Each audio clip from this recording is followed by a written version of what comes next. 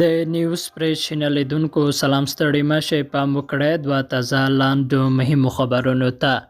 سور صلیب وایي د افغانستان د ژغورنې لپاره باید ژر تر ژره اقدام وشي. د سره صلیب نړیوالو کمیټې په افغانستان کې پر بشري وضعیت اندېښنه څرګنده کړې ده. یادې کمیټې ویلي چې په افغانستان کې بشري وضعیت په بېساري توګه خراب شوی دی او د چارې دوی سخت اندېښمن کړي دي. دغه کمیټې پر نړیواله ټولنې غږ کړی دی چې د دغه هیواد د اقتصادي سیستم د له منځه تللو لپاره باید د ژر تر ژره اقدامات وشي.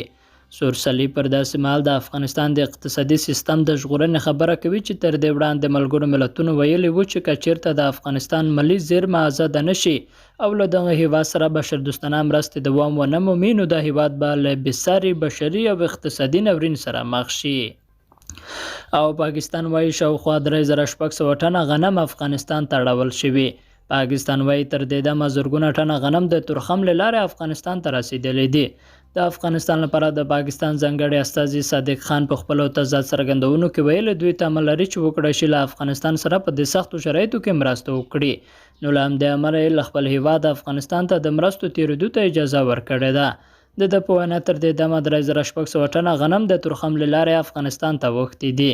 پاکستاني لوری داسې مهال دغه څرګندونه کوي چې له څه باندې 6 میاشتو راهیسې هندي غنم د پاکستاني حکومت له لوري درول شوي وو او افغانستان ته د لیږد د اجازه نه ورکول کېده.